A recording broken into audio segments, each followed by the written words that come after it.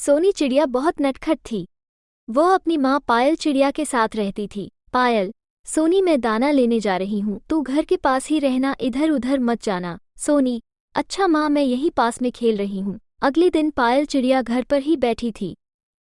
तभी उसका पड़ोसी कुटकुट कबूतर आया। कुटकुट, पायल बहन, तुम्हारी सोनी ने तो नाक में दम कर रखा है। पायल, क्या हुआ कुटकुट भाई? कुटकुट, मैंने कई महीनों से दाना इकट्ठा करके एक बोरी में रखा था ताकि बरसात में दाने के लिए न भटकना पड़े। कल इसने मेरे जाने के बाद उस बोरी में चोंच से सुराख कर दिया, जिससे सारा दाना नीचे गिरता रहा और जंगल के सारे पक्षी मेरा दाना खा गए। पायल, नहीं मेरी सोनी ऐसा नहीं कर सकती, आप रुको, मैं उसे बुलाती हूँ। सोनी, ओ सोनी इधर आ। सोनी, हाँ बोलो माँ, क्या काम है? पायल, ये कुटकुट भाई क्या कह रहे हैं, तूने इनका दाना जंगल में बांट दिया। कुटकुट, एक तो चोरी, ऊपर से सीना जोरी, मेरे पास 10 चिड़िया हैं गवाही देने को। मैं तो इस मामले को जंगल की पंचायत में ले जाऊंगा, तब तुम दोनों को पता लगेगा। पायल, अरे कुटकुट भाई, इतनी सी बात है, क्यों बढ़ा रहे, तो ये लो आप मेरा दाना ले जाओ। ये कहकर पायल कुटकुट कबूतर को एक बोरी दाना दे देती है। उसके जाने के बाद पायल सोनी को बहुत डांटती है। पायल, तेरी शरारतें बढ़ती जा रही हैं।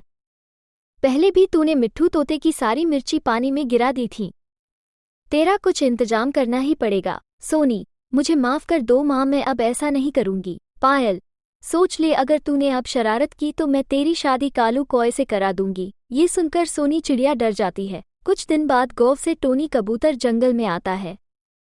वो बहुत सीधा साधा था। सोनी चिड़िया को उसके बारे में पता लग जाता है। वह उसे परेशान करने की एक तरकीब सोचती है। जब टोनी कबूतर अपने घर में बैठा तो सोनी चिड़िया उसके घर पहुंच जाती है। टोनी कबूतर, तुम कौन हो? सोनी, तुम इस जंगल में नए आए हो, मुझे नहीं जानते। मैं जंगल के राजा की खास सेनापति हूँ। इस जंगल में जो भी आता है उसे यहाँ रहने का किराया देना होता है। कल से जितना भी दाना लाओ उसका आधा राजमहल में जमा करा देना। टोनी, लेकिन मैंने तो इसके बारे में नहीं सुना। सोनी, जो जंगल का कानून नहीं मानते उन्हें जंगल की जेल में डाल देते हैं। अब बताओ, कर चुकाना है या जेल जाना है? टोनी, ठीक है, मैं कल जाकर आधा दाना राजमहल में जमा करा दूंगा। सोनी, नहीं, कल से हम खुद आकर ले जाएंगे। अगले दिन से सोनी चिड़िया हर दिन टोनी कबूतर से दाना लेकर अपने घर लाकर रख लेती थी। इसी तरह कुछ दिन बीत गए। एक दिन टोनी कबूतर अपना घर छोड़कर जाने की तैयारी कर रहा था। तभी कुटकुट कबूतर उसके पास आकर जाने की वजह पूछता है।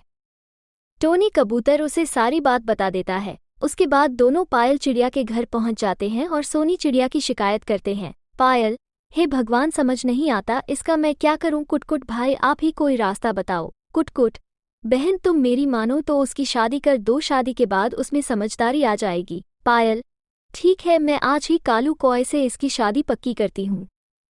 कुटकुट, अरे बहन, वो तो एक नंबर का मक्कार है, इससे पहले भी 2 शादी कर चुका है और दोनों चिड़ियों को मारपीट कर घर से निकाल चुका है। पायल, हे भगवान, मुझे तो ये सब पता ही नहीं था। भाई, फिर आप ही कोई रिश्ता बताओ। कुटकुट, रिश्ता तो तुम्हारे सामने खड़ा, ये टोनी कबूतर बहुत सीधा है, इसी से अपनी सोनी की शादी करा दो, बहुत सुखी रहेगी। कुछ दिन बाद सोनी चिड़िया और टोनी कबूतर की शादी हो जाती है। शादी के बाद सोनी चिड़िया टोनी से माफी मांगती है और वह शरारत करना बंद कर देती है।